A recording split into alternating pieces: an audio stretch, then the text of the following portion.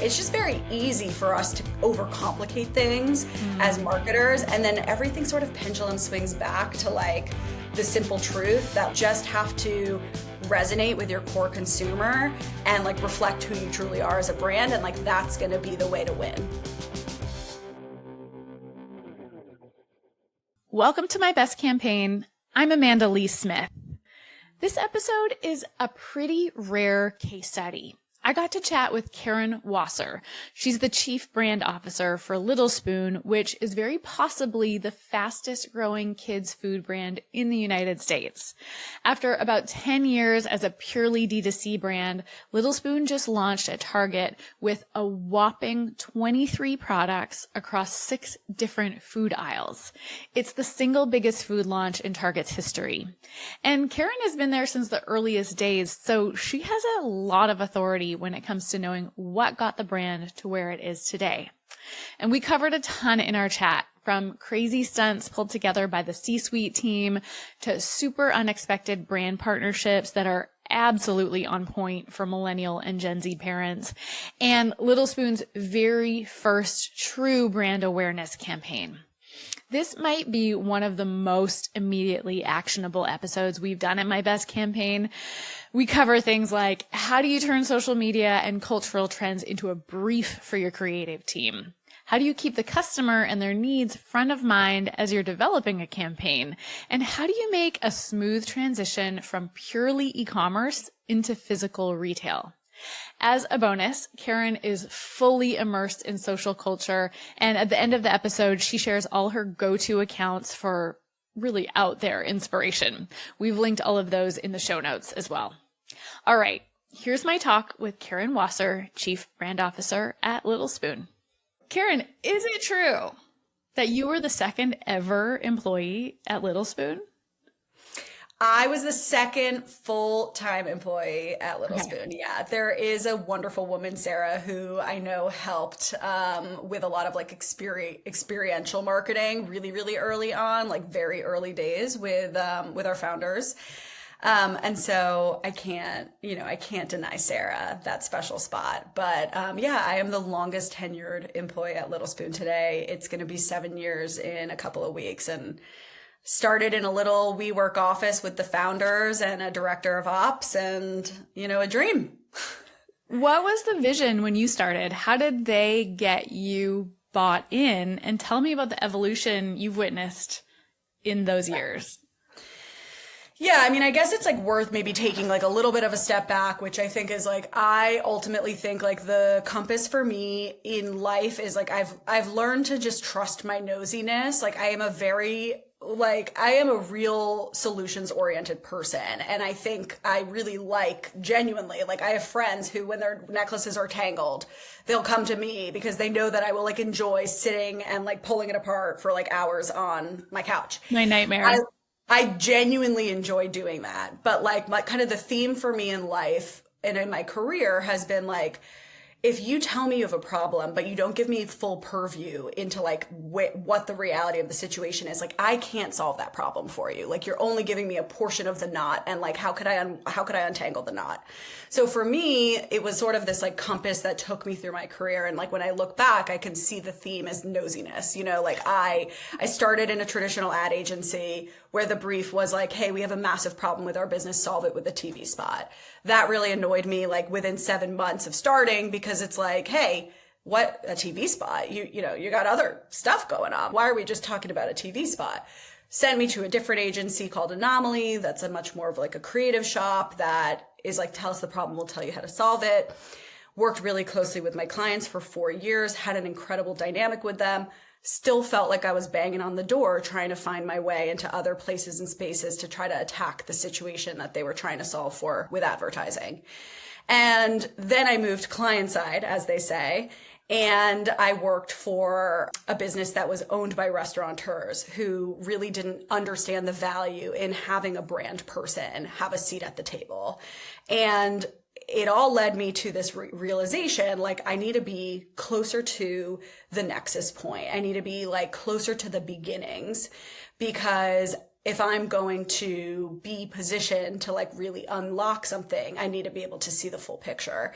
And so when I was in that job, sort of like that restaurant, I was at Chopped, the salad company, and I was looking for the next thing. I was really trying to be very measured about what that jump was going to look like. And I was spending time just having coffee with random people and networking. And I met one of the founders of Little Spoon for a coffee. They were looking for like a junior marketer at the time. And so I was like, oh, you know, unfortunately, like that's not what I'm looking for, but let's just chat because like I'm addicted to this concept and like I just want to talk strategy with you.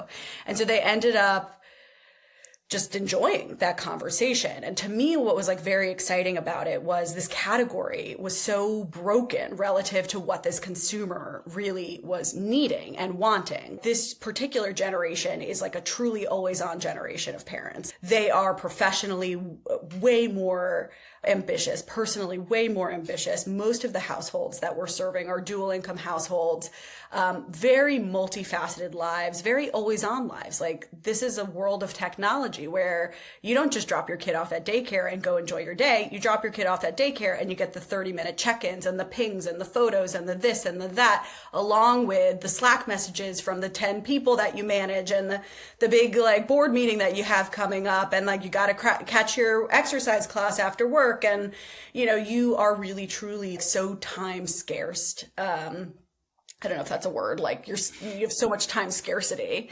And then you're also so uniquely aware of the connection between food and health. And so, you know, and you have made changes in your own life to better your own diet and wellness. So you enter parenthood and it's like, first of all, there's no paid family leave. There's no, like, you're just on this uphill climb at the beginning. And then you clearly need convenience and you go to the shelf, and at the shelf are the same products that were there when like we were kids and when our parents were kids. And like in the case of the baby food aisle, that legacy like brand story is a century old. And so it's just this like crazy broken reality that I became fixated on at the very beginning. Just like, what a massive opportunity. And what a unique consumer, because we market to the parent, but the end user is the child. And so like, what an interesting web to be able to market around and build a brand around. So anyway, you know, I think like I become obsessed, I become very fixated and addicted. And I think that fortunately that was the right kind of mode for the founders, and they created the role for me to join, and the rest is history. Wow. So you came in as their first and only marketer, but you've turned Little Spoon into a marketing powerhouse. Like, what was that journey? Where did you even start? The first place to start is always the place to start, which is like, get to know the person you just entered a relationship with. And in this case, it's the brand. Just like the reality is like, a marketer is executing on the brand strategy, and the brand strategy is rooted in like the truth of who this brand is. Like, how did this brand come to be? For what reasons? What are the core values of this brand? Why does it truly exist? And I think a lot of people make the mistake of trying to weave a tale when actually like what's critical and what builds long-term impact is being true to who you are. That's like a lesson in life, you know? It's like, why be performative? Just be who you are. So the first thing I did was like obsess over like, who are we? Why did we start? What's the origin story? Who are we really building for? Who do we want to be friends with? Who do we want in our corner? And that positioning work is like truly the critical foundational work that then reveals like how you show up in the world, right? Like we all know that, but it's so simple and yet timeless for a reason. Like, how do we walk and talk in the world? What is our personality? If you walked up to Little Spoon at the bar, like, what would we do? And how does that compare to how our competitors would appear at the bar? You know, and who are we trying to attract, right? Because let them be who they are, and let's focus on who we are and who we're trying to attract and trying to bring into our circle. So started with really that fundamental brand work. and adapted quickly into, okay, we need to represent this brand position across every channel that we show up at. So quickly moved into like a Viz ID free refresh, reset a tone of voice guiding document for us, ended up resetting the agency partners who were working on our behalf at the time, and really just started to like block and tackle. Okay, let's first set the value system. Let's first set the position of the brand. And then let's be tactical and strategic about how we deploy that truth across our channels. And at the time that Little Spoon was founded, and really the first, like the first year, is such a word of mouth business and such like a true gap in the market that Little Spoon was filling, that really what we knew from the beginning was that our growth was brand led. And so that's been like a guiding principle for us over the last 7 years. Just hearing you say that your growth is brand led, that gives so much context for this burning question that I have, which is your title is Chief Brand Officer. Yes. It's not Chief Marketing Officer. What's the difference between a CMO and a CBO, and why is that distinction maybe important for your role? Yeah, I mean, I think what I view as my responsibility is defining Little Spoon's role in the world, and enabling it through marketing is one part of it. But like what we do is a lot more than just the marketing mix, right? When you're brand led, the way that I really believe Little Spoon is, and our founders are also very brand led thinkers, you are imbuing that role across every touch point. And that so far transcends marketing channels alone.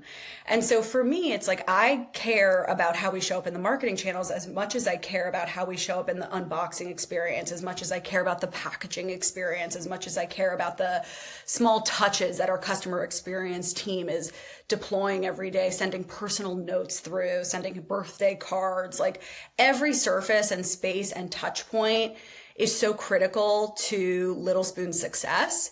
And it really boils down to giving parents the right brand experience across every single thing we do. And so for me, as it pertains to marketing, it's like the same role, right? Overseeing strategy, overseeing the way that we are deploying our marketing programs every single day. But I think it's really important that the whole company and everybody who is working at Little Spoon really appreciates how much we are shifting the category and like changing culture for parents, and think of ourselves as much more than marketing products. We are really establishing a new status quo in many ways. It shouldn't be that parents have to compromise in so many places and spaces. And we really believe that we can be a part of a culture shift there.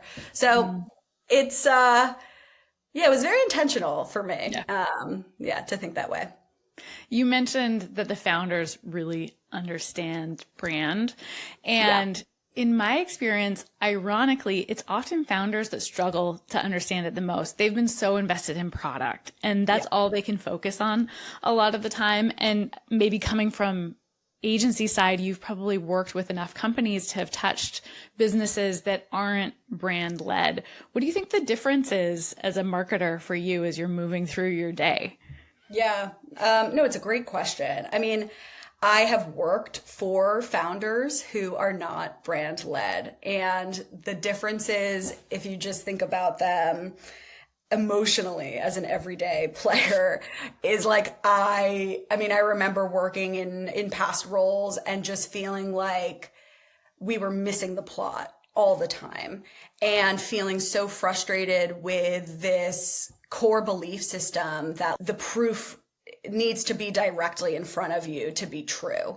And it's a very stifling position to be in, especially if you are a brand thinker and you just know implicitly, like, well, wait a minute. It doesn't matter if, I use this analogy a lot. Like, you could be the most feature-filled person at the bar. You could speak 12 languages. You could be capable of there's some people like you tell them the date and they know the exact day of the year. Like you could have all these things in you, but if you're standing there dressing like a schlub, looking like a schlub, like not presenting as worthy of being paid attention to, not revealing the charisma or the personality or like the innate qualities, like what is that good for? That's all hidden behind this gated wall and it really doesn't deliver anything. So there's just a very stifling feeling for a marketer or a brand-led player, like of any kind at a company where the thought process is we can apply a non-human emotion to the way that we run our business when every point of data is a proxy for a person. And it's just very short-sighted, ultimately, in my view, to think of your business as capable of being successful with that thought process. So the difference, just like emotionally, the difference because you feel your worth in a different way. And you feel like the whole team is clicking, that they understand how important it is to think of the data as a proxy for like the real human experience. I love that. That's such a perfect takeaway that every point of data is a proxy for a person. Big time. Yeah, I really believe that. And I think we often make the mistake and I don't know. I mean, things get so cloudy, like I remember being on the advertising side in the early teen, like 2012, 2013. And all of a sudden it was like, we need a digital person on the team. And we created this role. Here's the digital person. They're going to do the digital part of it. And, we do that a lot in marketing. We assign people different roles, or we say like, okay, they're going to be in charge of this part of the funnel, or they're going to be, or we're going to be obsessed with whatever the algorithm tells us, and the algorithm is going to be our guiding compass. And everything is like an input. There's no magic bullet here. Everything is a new part of the equation that we need to figure out as we think of the human experience. And so it's just very easy for us to overcomplicate things as marketers. And then everything sort of pendulum swings back to like the simple truth that just have to resonate with your core consumer and like reflect who you truly are as a brand. And like, that's going to be the way to win. Absolutely. You used the word a couple minutes ago, charisma, which I think is actually a perfect word to describe Little Spoon and how y'all approach marketing. There's just a playfulness to everything you do. And it's almost like you've totally thrown out the rule book. Like it's definitely a brand that is made for social media. It very much is speaking to that millennial parent that you talked about. When I was diving deeper into the brand, I was like, oh, this is like the Bluey of baby food. It's like, it's for kids, but it's speaking to parents first and foremost, and they love it and they just get it.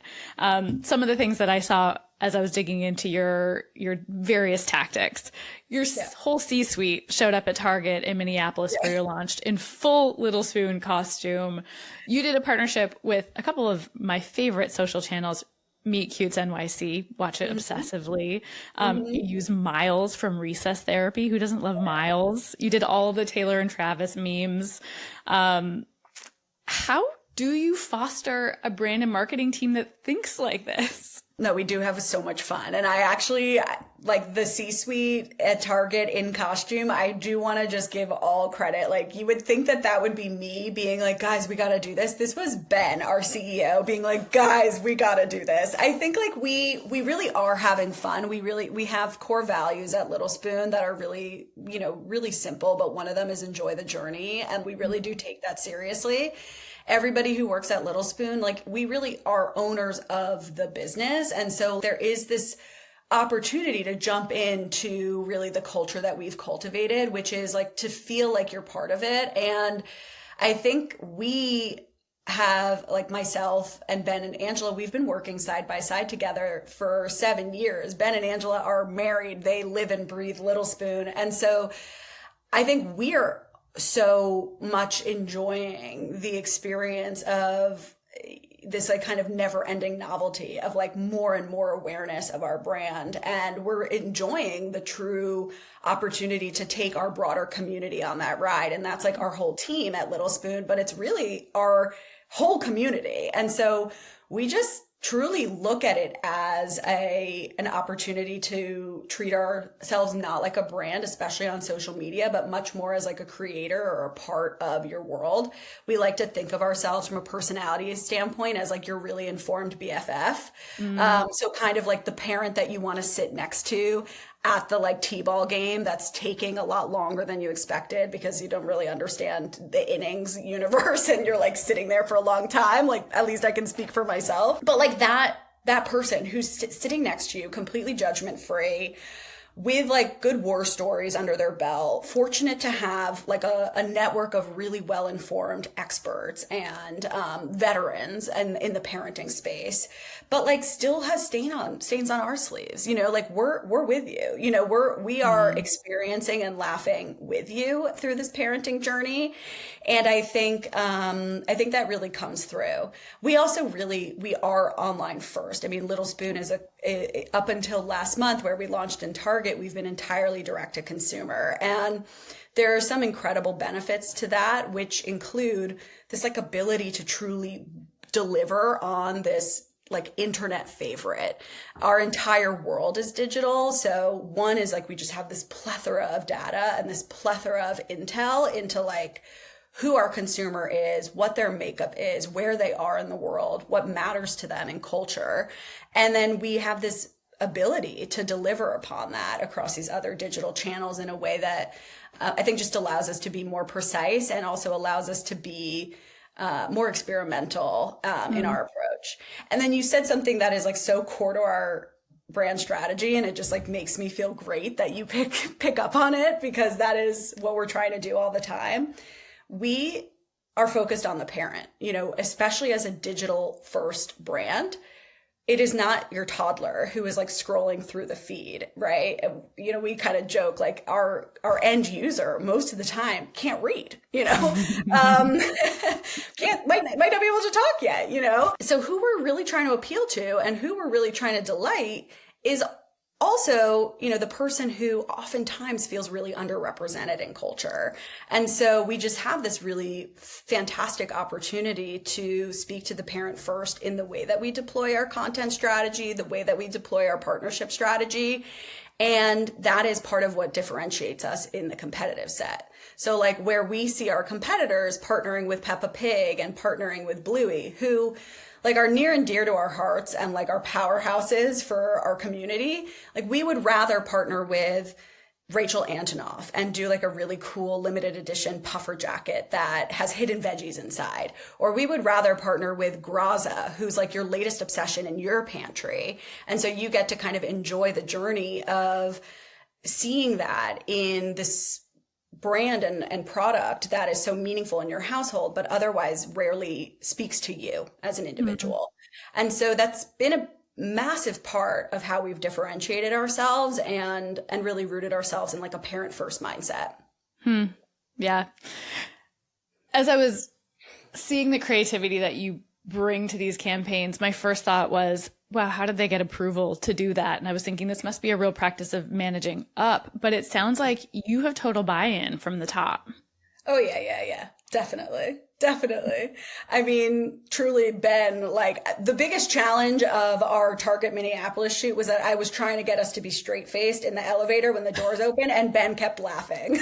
Like we just are really, we really enjoy taking our community on the journey with us. And I think like when we miss the mark, we also really have a hyper transparent mindset in the way that we approach that. Like when we miss the mark and we get feedback on it, we really approach that 10 out of 10 times with curiosity and like this belief system that we are trailblazing. And so therefore we are really dependent on the customer to give us the feedback. So if we launch something or we build something and we get the feedback from a parent that like it didn't hit the right way, or it doesn't feel like it's, you know, nailing it from a standard standpoint for them or whatever it might be, our approach is never defensiveness. Our approach is like, wow, that's so interesting. One is that we will talk about it. We have a voice of the customer section every single week in our all staff meeting. We like are obsessed with talking to and listening and learning from our customers. So like you can guarantee we will reply to 100% of the DMs and the emails and the texts that we get. And we will talk about it. And like, it is very often that Ben or Angela will like get on the phone or reply, you know, probably once a month. Angela will say like, hey, this person DM'd me on TikTok. Is there anything we can do about them? Like, we will deliver on the feedback and we will truly catalog it and pay attention to it. And so we don't come from a place of assuming we're right. We come from a place of assuming the parent is right. And so, you know, we are experimental because like we are willing to learn along the way. And our belief is that the category has really left this consumer behind. And so we are trailblazing a new way forward. Yeah. Yeah. And you're taking these risks. You're doing things that haven't been done before. You're jumping on culture. How do you decide what trends to jump on and which ones just aren't a fit for you? Because there's so many things you could latch yourselves to, but it seems like there's a method to it. Yeah, I think I've learned, I wouldn't even consider it learning the hard way, because I think one of the beautiful things with social media in particular, it's challenging in many ways, but it's highly disposable. And so you do have an opportunity to be experimental there. It's really easy to kind of get on that like adrenaline junkie train with trends. And like I've learned from past experience that it only really hits when it's a fit for the brand. So like the really the best advice is put yourself in your own inner monologue. Like we're all users of social media. There are so many trends that I see that are not a fit for me. Like I would not jump on that trend. And really the question is like, is that what Little Spoon would do or not? You know, like, is that funny to us or does that feel like resonant for us or not? And think of it like the way that you think of it for yourself. You know, it's like just because all these people are like now wearing, I don't know, you know, make it up, like crop tops. Like, am I a crop top person? I don't think I can jump on that particular trend. It's like not a fit for me, you know? And so I think it's all rooted back into knowing who you are and not being performative and really focusing in on what's true and innate for you. Like there are moments in time where we've missed trends or we've missed cultural moments that feel like a miss because they do feel like things that Little Spoon would have participated in or had a perspective on. And then there have been times where we've jumped on things and it's kind of just like, well, that was a waste of like 4 or 5 hours of people's time. And you know, you live and you learn. Fortunately, most of the time on social media in particular, it's like, well, that didn't hit. We archive it or it moves fast. We move on. Yeah, exactly. Do any regrets come to mind?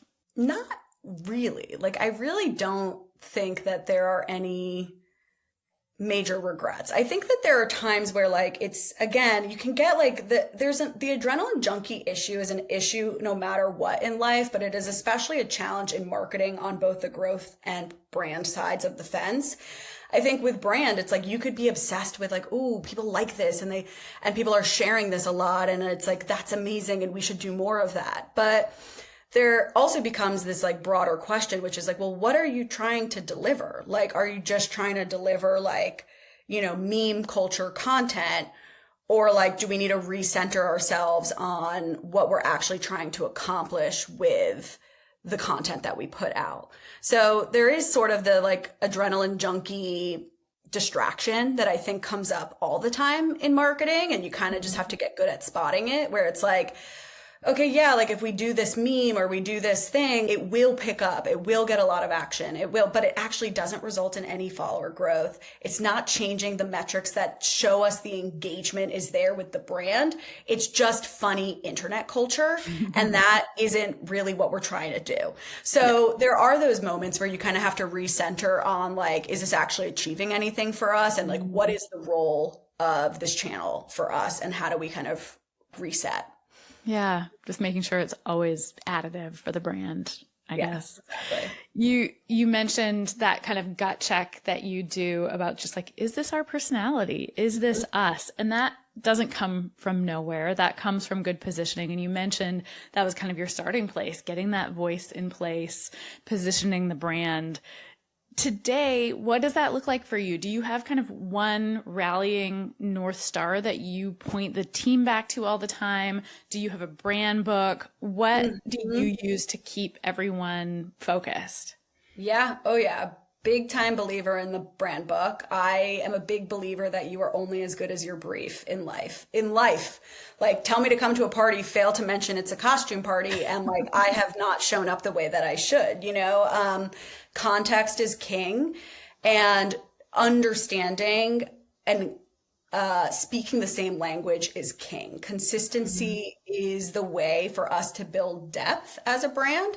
And so we can't take chances that like your definition of charisma is different than my definition. We need to define it through the brand lens. And so I'm a big believer in a brand book. We're on like our third or fourth iteration of the brand book. All of the core tentpoles are the same. Tone of voice is the same, but has been deepened. I think some of the things that we've learned as we've grown so quickly is the speed in which we're growing. Like we are truly far beyond building a plane while flying it. We have like 6 or 7 planes that we're flying at the same time and trying to like synchronize landings. And it is just a pace of growth that really requires us to, at times, go more surface level with the way that we walk and talk as a brand. Let's say in one quarter, we have 30 or 40 different products launching.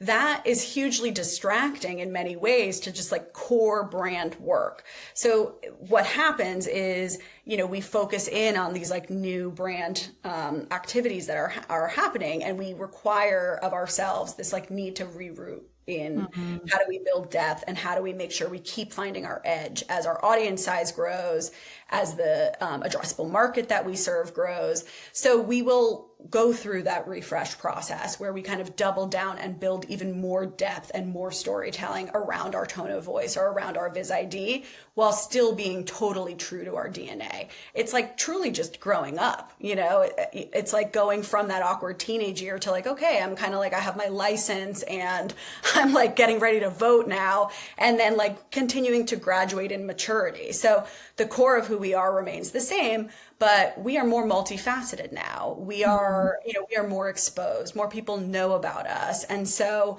how do we continue to build that consistency and also recognize these different stages we're entering as a brand? So brand book, I'm like obsessed with. That is a core piece of our puzzle. It was not until this year that we actually brought in a copywriter to join us. For a long time, I was really obsessed with the idea that like the best way to embody us is to write like us. And then I've really learned that's not fair. Many people are not writers, and there's a lot of work to do. Fortunately, I have people on my team who are very honest with me, and we're basically like, Caryn, you gotta cut bait on the copywriting thing. But it was rooted in like a real attempt, especially because COVID has stratified us and people are all over the place. It was really this attempt of like, how do I really imbue the brand into people? And one of the ways that I was thinking that I could do that was through just like forcing the copywriting and forcing us to like be in the headspace. We have an incredible consumer insights lead on our team now who has also added so much depth and texture to everything that we do. But yeah, every single person that joins Little Spoon, they're onboarded onto the brand. The brand book is a big part of everybody's universe. And the big message from us is consistency. Consistency is key. And consistency is not, matchy-matchy. It's just being like very consistent in delivering against who we are. And that can manifest in many different ways. Yeah. Yeah. If we go back to that analogy you were making of the brand being this person that's growing up and hitting adolescence, that adolescent isn't wearing the same thing every single day, but they're still the same kind of at the core. And I think that is such a good comparison because so often if a company does brand work at all, they sort of see it as a one-time, like, set it and forget it. But you're saying, like, in less than 8 years, you've come back and revisited it at least 4 times. The core stays the same, but it deepens and it grows and it evolves as your needs deepen and evolve. And I think that's so relevant. You talked about how many products you're releasing this year, and I think that's only possible when you have that strong foundation. And from what I understand, a lot of those products are driven by partnerships. And you all have like a really fun and interesting approach to partnerships. You do them really, really well. You said in one interview that it was easy to slide into Saz's DMs to make magic happen. Is that how these partnerships start? Tell me about them. How do they begin? And what's your strategy for approaching a new partnership? Literally most of our partnerships have started with a DM. Like, I cannot. Where all great relationships start nowadays. I mean, seriously, like, and I've done a couple of different like panels and chatted with different people who are like early in building their business, and like slide into their DMs. I'm telling you that it has yielded incredible results for us. So, you know, my perspective is that like you miss 100% of the shots you don't take. And so you might as well take it. And early on, like when I was trying to deliver on this partnership strategy, we got a lot of no's and a lot of, I mean, if you put yourself back into like what the perception is of this category was like even 8 years ago, a lot of brands were thinking of parents in a very disparate way, even though, like, to be clear, a parent is 27 to 41, 42 years old. They are or older, but like that's kind of your core sort of demo you're talking to, which is really the most desirable demo across so many different sectors. But it's like, you know, you'd go in to talk to a fitness brand and they'd be like, oh, well, we don't really target parents. And it was like, well, do you target women between 27 and 41 years old? Oh yeah, that's like our core customer base. Like, okay, well then we're talking to really overlapping audiences. So, you know, in the beginning, it really was convincing people of the value in partnering with a brand that supposedly marketed to kids, which our belief was that we were not marketing to kids, but we obviously were dealing with some just like general narratives around the category. And so, you know, I think with like, for example, the Graza collaboration, I slid into their DMs. The founder, Andrew, just so happened to be a new parent, and he so happened to know Little Spoon. And so he responded because he was specifically in that life stage and could specifically appreciate what we were doing.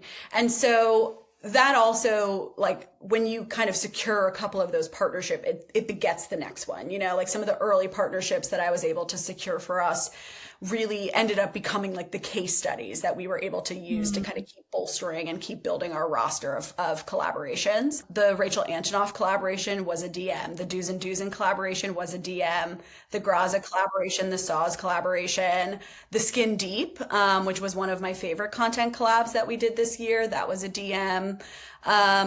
Just putting yourself out there, and fortunately now that DM gets to include some really recognizable brands in the mix, so that supports getting a response. But yeah, early days was a lot of convincing people of like how overlapping our demo really is to these other sectors, and fortunately now I think there's also just been this sort of transition of time where like a lot of the editors that we were talking to 6 or 7 years ago have now entered parenthood, you know, and so it changes the narrative naturally for us. But yeah, that's been the approach. It sounds like so much of it is just timing and, like you said, shooting your shot. Shoot that shot, definitely. Has anyone who said no come back to you? Oh yeah, for sure. For sure. There have been beauty brands, beauty and jewelry brands that have said no to us that have come back around. And I think part of that is that we are really focused on being like the internet's favorite. And so if we're doing our jobs well, you know, our feeds and our content kind of help do the selling long tail for us. So there is kind of this like feed envy that I think will come up where we do these fun collaborations, or we show, you know, we just did a collaboration with Grillo's Pickles where we got little onesies made that said like, I'm a big dill. for babies, and we did baby's first pickle. So we had pickle certifications. First pickle, you get the certification, like you did it. And that one was a lot of fun, and it kind of yielded some new brands, new fresh brands, kind of sliding into our DMs, looking for ways to collaborate. So those will, Yeah, those we all will. love those videos of kids eating their first pickle, which you guys were able to really capitalize on. I mean, that is, I think, one of the fortunate things is like babies and dogs do a lot of hard work, do a lot of hard lifting on the internet. So you get a baby eating a pickle, you're going to be in good shape. What do you think have been the ingredients of your best partnerships? Literal or, metaphorical? I mean, I think like critical, honestly, is the vibe of the partnership is important. Those early conversations, if you feel like you're having to work overtime to convince of the like relevance and the like possible resonance of a collaboration, pay attention to those spidey senses, because we've done collaborations where I've walked in knowing, okay, we're going to have to do all the heavy lifting, or we're going to convince them that they're going to want to do an event with us. The answer is like, no, we're not going to convince them. It's like how they're walking into the partnership is how they're going to behave in the partnership. So we now really make it clear up front, like this is collaborative in nature. So like we're going to approach the shoot, the content, we are expecting that these will be collaboration posts on social. We are expecting that we're both going to budget for and support a media and influencer event or a community activation. And so we've gotten to the point where we now make very clear like what success looks like. And we're not looking to like sign agreements and terms and conditions, but we're really looking for that mutual handshake and a very clear understanding of the mutual value. I think when a partner comes in and it sort of feels like they're doing you a favor, or there's like a sense of imbalance of power and influence, you should pay attention to that. Maybe it's still worth it because maybe you feel like, you know what, I'm going to milk it for what it can bring for us, and I'm comfortable with that.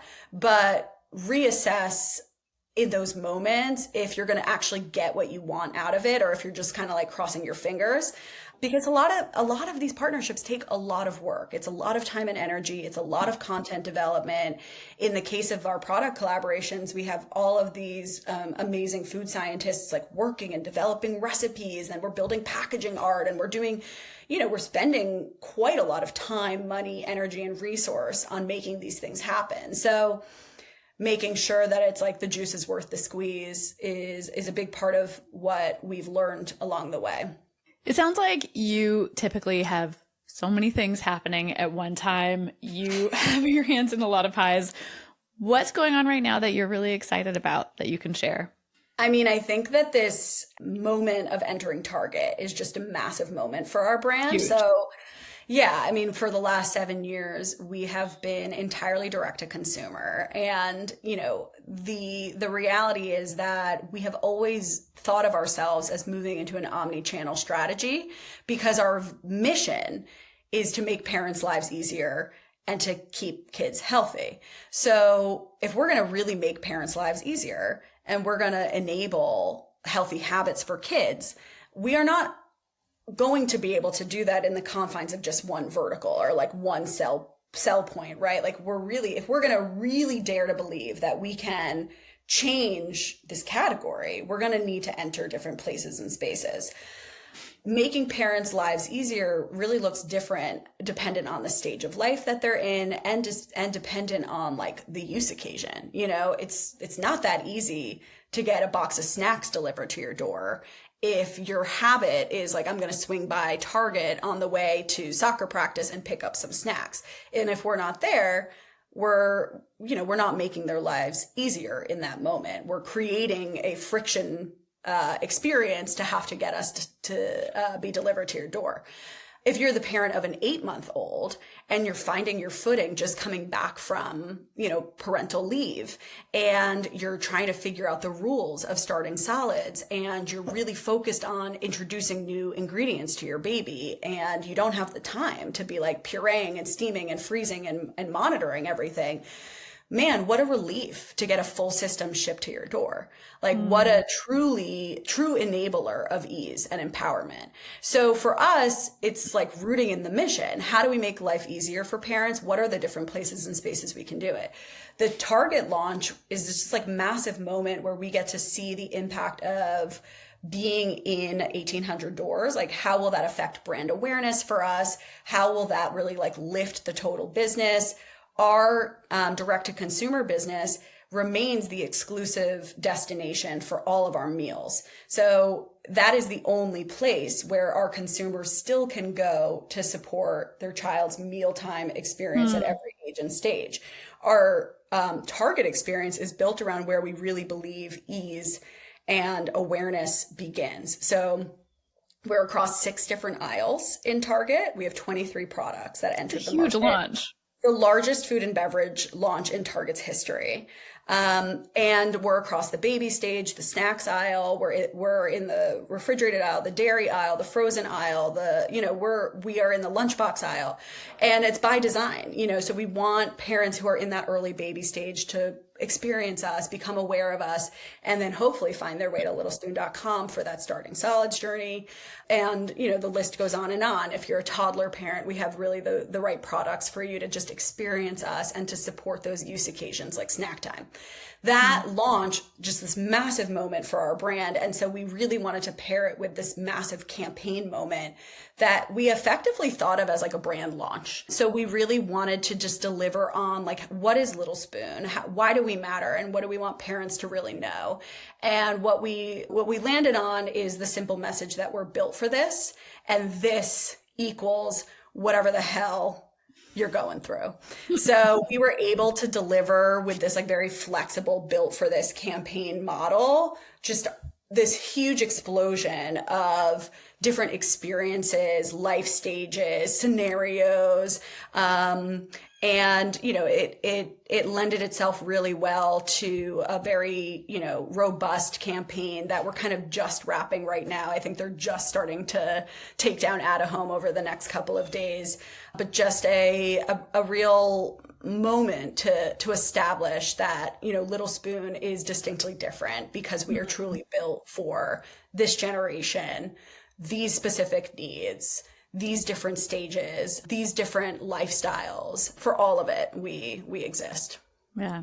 I love that campaign because it really is so expansive from a storytelling perspective. I think those are rare, special campaigns where it's like, you can do so much with it. You can revive it later for another launch. Like it has a lot of legs, and your team did a really good job of maximizing it. You kind of suggested this with this idea of almost having to relaunch the brand. Does the move into retail and brick and mortar, how does that reshape how you have to think about marketing? Yeah, I think it does. I think most of all, what it reshapes is the awareness part of the funnel, most of all. So what we need to really be thinking about as we look towards our future as an omni-channel brand is how do we continue to drive up awareness of Little Spoon for those who are, perhaps completely unaware of Little Spoon or really kind of unaware of solutions in general that exist for them to help support them in whatever parenting stage they're in. And what we'll, kind of need to look at within that kind of awareness portion of the funnel is like, how do we just drive up general awareness of Little Spoon as a total platform? I think one of the beautiful things of being a D2C brand up until this point has been like our ability to sort of target against your specific life stage or like to kind of spoon feed to you the parts of our platform that are a good fit for you, which won't be the luxury that we have as we continue to go more and more omni-channel. And so it becomes actually like this need to go more broad with our brand awareness tactics and really speak to the platform at large, which, believe it or not, like we have historically done less of because we've been able to sort of zoom in and say, hey, we're Little Spoon and we have those toddler meals you're looking for. Or like, hey, we know you're about to start First Bites and we've got you covered. So a lot of the heavy lifting on like telling the platform story almost came further down funnel because of that. And now I think excitingly for like creative stickiness and just like doing really cool brand awareness work, which we're really excited to keep doing and scale. Now it becomes, we want you to be aware of Little Spoon, and you can find us in many places and spaces. And so, that kind of changes the game for us. So thinking a lot bigger on the brand awareness front next year, and then doing a lot of work to make sure that we can set up as much precision as possible so we can be the detectives that we want to be, and sort of understanding how that work is affecting performance across different verticals. Yeah. You never get bored in this job, I'm guessing. No, I think that's true. I mean, every like 4 months, it feels like we're sort of resetting again to some degree. Just the speed of growth, you can't get bored. Yeah. You said you really are a digital first brand, and I'm guessing that means you are probably spending a lot of time online looking at campaigns. Yeah, you've kind of broken the rule book, but that doesn't mean you don't pull inspiration from places. Who do you look to? What are the brands that you regularly get inspiration from? What are you loving right now? Yeah, I do. I obsessed on in many places and spaces. I love a lot of the like cinematic storytelling that's happening right now. A lot of so fashion. Good right now. It's like this little rebirth. Good. And I think, I think there's a lot that I actually kind of become a little bit more obsessed with, which are like these signals and culture that sort of yield in the like advertising world. Like, to answer your question directly, I'm definitely like following the internet's favorite accounts all the time for good inspiration. So like your Dunkin' and your Aldi and your Ryanair, like those, I mean, I truly get a kick out of them as much as everybody else. I love what Kava has done. And obviously like Liquid Death is just such a fun and, special brand in many ways. But I would say that like what I spend maybe more time obsessing over and thinking about is like, what is happening in a macro way? And, that is more increasingly challenging because we each exist in like our own echo chambers, which is in itself its own like macro reality that we face. And so what I try to like pay attention to is like what's happening broadly in the market, like where are dollars being spent? How are people like voting as it pertains to their lives right now? What's happening in current events? How is that affecting general malaise? Where is hope on the index scale right now? What do I believe are keeping people up at night in my city, but also in North Dakota? What is the effect that technology is having on us right now? Like, where are we going psychologically?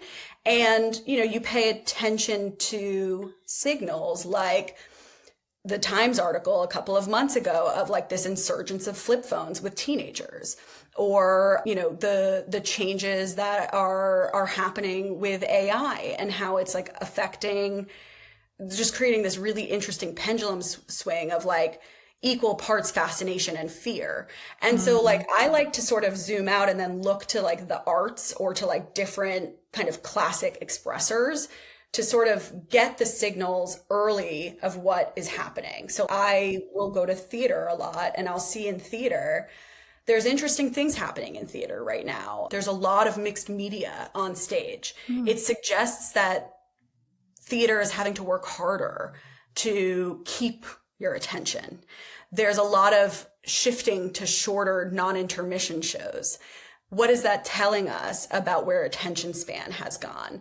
And like, those are the things that I become kind of fascinated with and I like spending time on. And I think fashion is also a really great indicator of that, because there's such like a moat of like representative of like where culture is. And, even right now, I think like a lot of where fashion is like back to classics and back to sort of like core. You see like this insurgence of Gap. These are things that are just like really interesting signals for a marketer to be paying attention to, because that gives you like this good baseline of where people are, at this moment in time. And then like, what are the creative ways that you can show up within it? How do you think about turning those signals or even those glimmers that you're picking up into a brief for your team? Like, is it just a matter of keeping them aware, having a channel on Slack where you share inspo, or will you actually take one of those and be like, okay, let's build something around this? It's like a bit of a mix, I would say, because I think like some of it is just like paying attention to trends, and I think like we could be doing a much better job of like doing trend tracking as a team. I will always do like an annual predictor. So usually on like New Year's Day or the day after, I'll do a little Slack prediction, and I'll encourage others on the team to kind of do the same, where I'm kind of like, here's what I sort of think the world looks like right now, and like how it could manifest, and like where we're sort of seeing indicators of that with, fashion or the arts or technology or different things. And so then like, where does that root us for what our community needs? And obviously a big hot topic this year is community and the power of community and the importance of it. And like, is that really a surprise if we reflect on what this year has brought? Like, no, it makes a lot of sense. So we'll spend time talking about it in those ways. We will definitely build briefs around where we feel we need to chase. So like right now, I think there's no doubt in my mind that on social media, like the version of entertainment is shifting, and it's actually going a little bit more hi-fi and more polished, and it's not slowing down. We're actually seeing more expressions of that. And so we are flipping that into like an action plan in a different way than we would like kind of just chit chat about something. It's like, all right, we need to really think about like the cast of characters that need to exist within our feed, and how we need to show up in those places and spaces that properly reflect the consumption. So it's a bit of a mix, I would say. And I would give myself the feedback there's opportunity to spend more time talking about it. Yeah. Amazing. All right. Last question for you. As you look back on your, I don't know what, at least 10 years all together, probably brand side, and your years prior to that agency side, what's the best piece of brand or marketing advice that you've picked up? So I think like early-ish in my career, I had the Budweiser account. I was the head of the Budweiser. I was the global account director for Budweiser, and they approached us at Anomaly with this brief, which was like, help us. Our sales are in rapid decline in the US. They have been for like 20 some years. Our perception in the US is that we're like this crappy mass beer. Meanwhile, in China, we are super premium. We're bottle service. We are like this symbol of wealth and success in China. So the brief was basically like, help us reset our brand position and unite us under a core system that can be expressed in different markets in different ways, but consistently Budweiser. And we literally traveled the world. We did so much research, and we spent so much time digging into the archives of Budweiser. And like the net of all of that work was, we're going back to the original tagline, "This Bud's for you." And we're rooting ourselves in the core DNA of Budweiser, which is really rooted in this like concept of freedom. And freedom in China looks like freedom of expression, and that can be manifested in different ways. We ended up bringing Halloween and costume activations to China as a way for Chinese youth to be able to express themselves and feel free. And in the US, it was free to be you and free to live life on your own terms. And for our core customer in the US, that was really bucking at the time this trend of microbreweries, and really just owning the fact that some people just like to drink mass beers and hang out with their friends and not twist their mustaches and like sniff for hops, And so the work basically landed us back at like the root of the brand. And that really was the lesson. And I think like that's sort of the theme of our whole conversation. It's like, to be successful, you need to be you. And that's like really the best advice that I think any of us can receive as like people, but it also is true to building a brand. Mm-hmm. All right. I'm sure there's going to be a lot of people that want to see a lot of the projects that you're working on, keep touch on your initiatives. And if you're going to share your predictions for the new year, what's the best place for people to find you online? Yeah, it's going to be LinkedIn. It's going to be LinkedIn. I should be a lot better. I should be doing a lot more sharing in different places and spaces, but LinkedIn is where to find me. Love it. For now. Well, thanks, Caryn. Thank you. So nice to chat.